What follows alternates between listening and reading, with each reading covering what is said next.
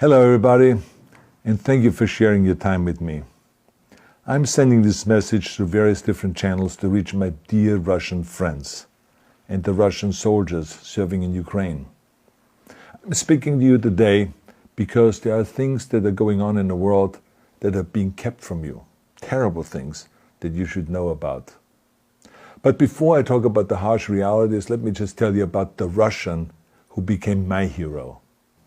In 1961, when I was 14 years old, a very good friend of mine invited me to come to Vienna and to watch the World Weightlifting Championships. I was in the audience when Yuri Petrovich Vlasov won the World Championship title, becoming the first human being to lift 200 kilograms over his head. And somehow a friend of mine got me backstage. All of a sudden there was a 14-year-old boy standing in front of the strongest man in the world. I couldn't believe it. He reached out to shake my hand. I still had a boy's hand. He had this powerful man's hand that swallowed mine. But he was kind, and he smiled at me. I will never forget that day. Never.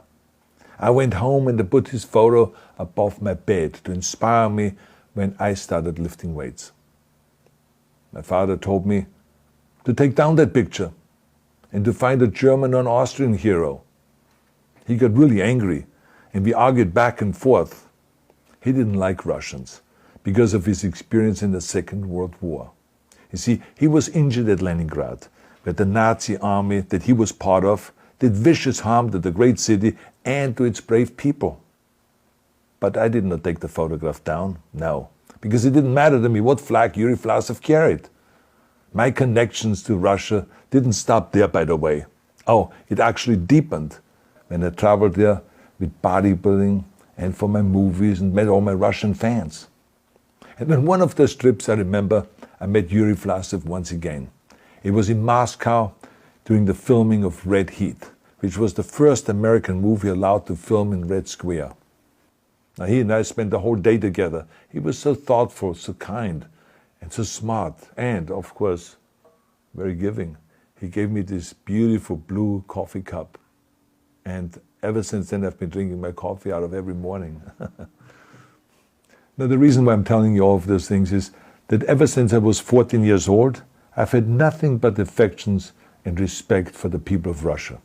The strength and the heart of the Russian people have always inspired me. And that is why I hope that you will let me tell you the truth about the war in Ukraine and what is happening there. No one likes to hear something critical of the government, I understand that. But as a longtime friend of the Russian people, I hope that you will hear what I have to say. And may I remind you that I speak with the same heartfelt concern as I spoke to the American people when there was an attempted insurrection on January 6th last year, when a wild crowd was storming the US Capitol, trying to overthrow our government. You see, there are moments like this that are so wrong, and then we have to speak up. And it's exactly the same with your government. I know that your government has told you that this is a war to denazify Ukraine. Denazify Ukraine? This is not true. Ukraine is a country with a Jewish president, I might add, whose father's 3 brothers were all murdered by the Nazis. You see, Ukraine did not start this war. Neither did nationalists or Nazis. Those in power in the Kremlin started this war. This is not the Russian people's war. No.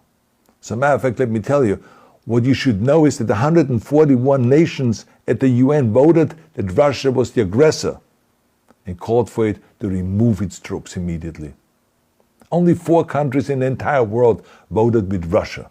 That is a fact. See, the world has turned against Russia because of its actions in Ukraine.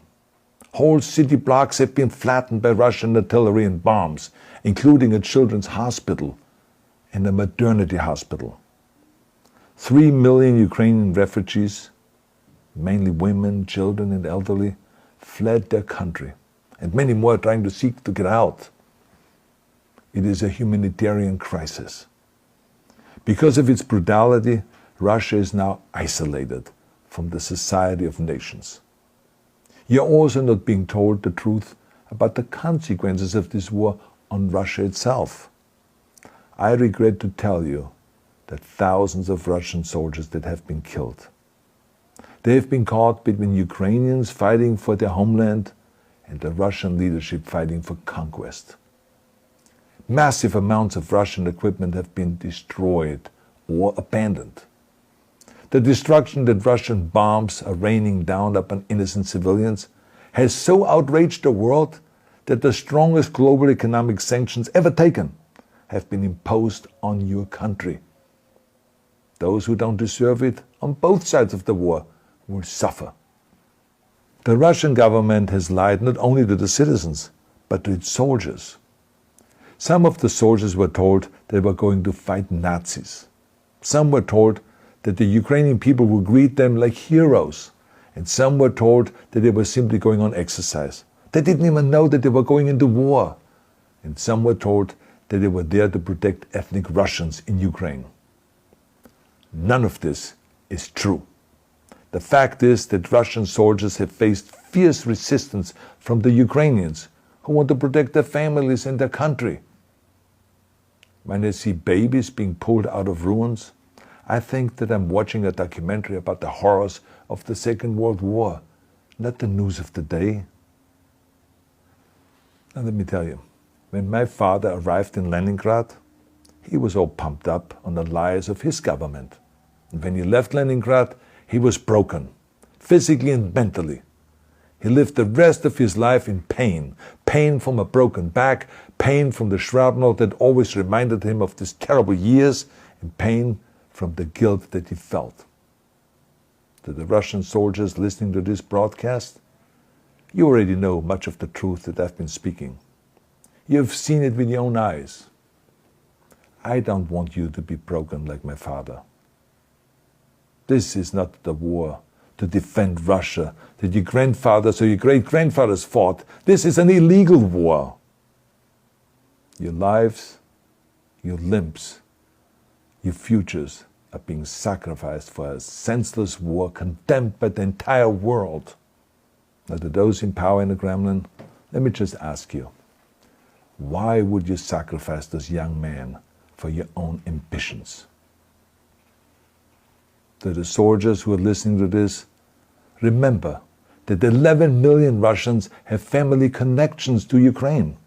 So every bullet you shoot a brother or a sister. Every bomb or every shell that falls is falling not on an enemy, but on a school, or a hospital, or a home. I know that the Russian people are not aware of such things are happening. So I urge the Russian people and the Russian soldiers in Ukraine to understand the propaganda and the disinformation that you are being told. I ask you to help me spread the truth. Let your fellow Russians know the human catastrophe that is happening in Ukraine. And to President Putin I say, you started this war. You are leading this war. You can stop this war. Now, let me close with a message to all of the Russians who have been protesting on the streets against the invasion of Ukraine. The world has seen your bravery. We know that you have suffered the consequences of your courage. You have been arrested, you have been jailed, and you have been beaten. You are my new heroes. You have the strength of Yuri Petrovich Vlasov. You have the true heart of Russia. My dear Russian friends, may God bless you all.